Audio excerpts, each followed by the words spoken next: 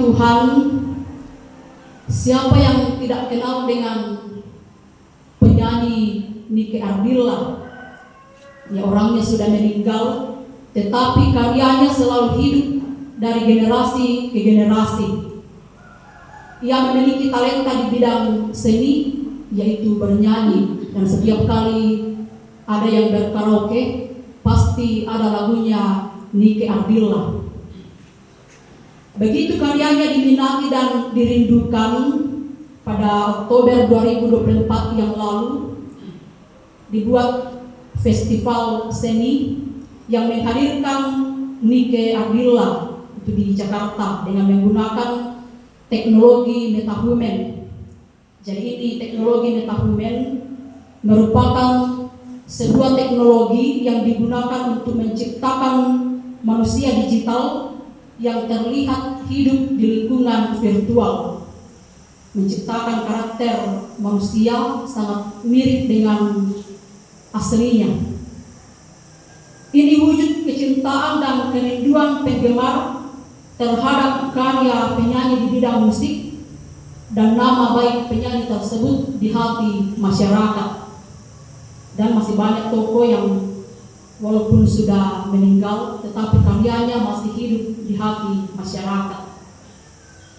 Karena itu Bapak Ibu selalu dikatakan, berkaryalah selama kita masih hidup, supaya namamu selalu hidup, diingat dan diteladani oleh orang lain.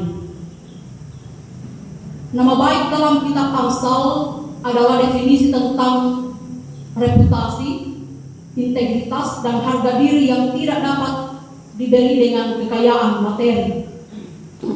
Seandainya bukan karena karyanya, mungkin sudah banyak tokoh-tokoh yang dilupakan oleh dunia. Karena memang warisan terpenting seseorang untuk dunia adalah nama baik melalui karya yang membangun, menginspirasi dan berguna dari masa ke masa. Jika tidak ada karya, hari ini mati, mungkin esok lusa kita sudah tidak diingat lagi.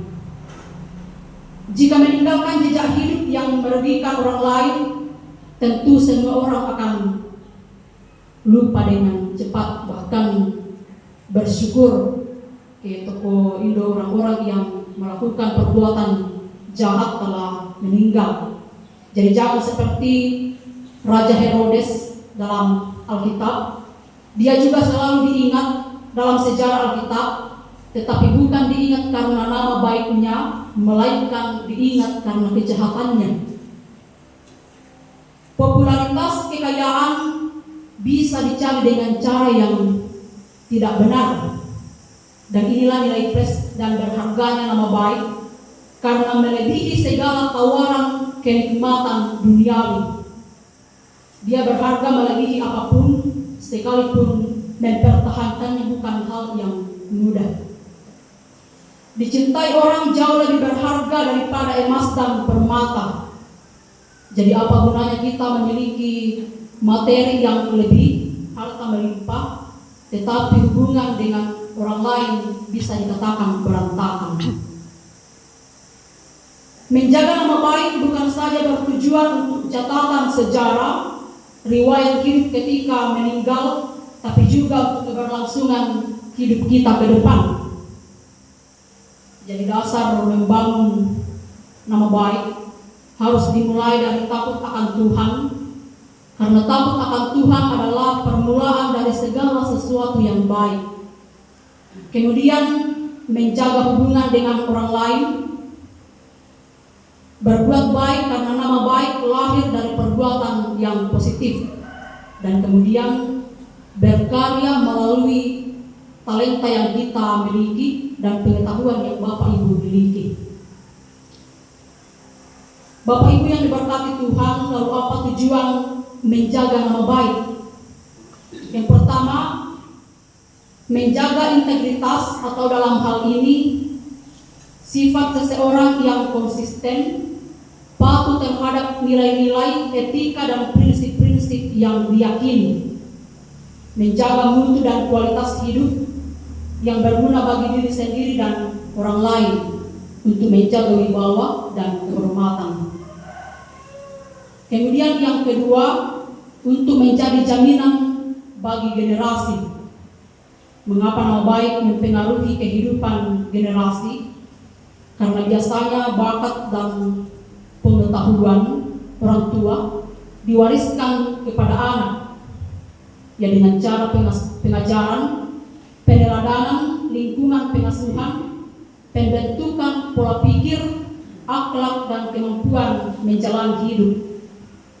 Selain itu yang biasa nawa tahu, jago dia menari do si A dan si B karena memang orang tuanya seorang penyanyi, memang dia dari keturunan penyanyi. Si A dan si B memang berbakat menjadi seorang bendahara karena memang orang tuanya dulu leluhurnya memang menjadi bendahara dan dia terkenal sangat baik.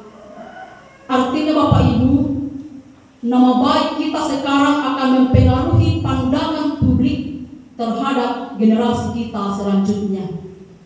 Sebaliknya juga ke pihak kepala kota, tentu nama orang si A dan si B pasti tidak akan mempunyai bakat karena memang keluarganya, orang tuanya tidak memiliki bakat tersebut.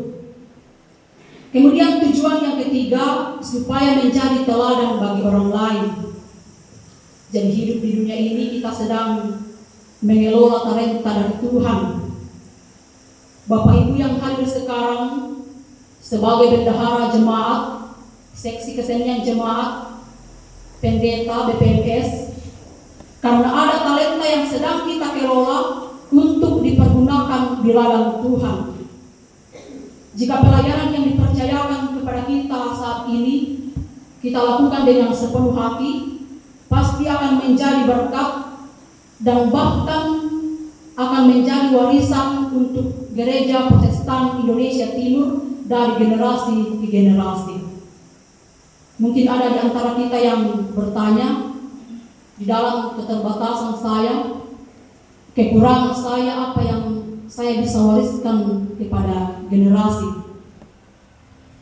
Yang bisa Bapak Ibu wariskan, kejujuran, ketulusan Bapak Ibu melayani, pengetahuan, bakat, komitmen kesetiaan, keinginan atau kemauan menjadi hamba Tuhan.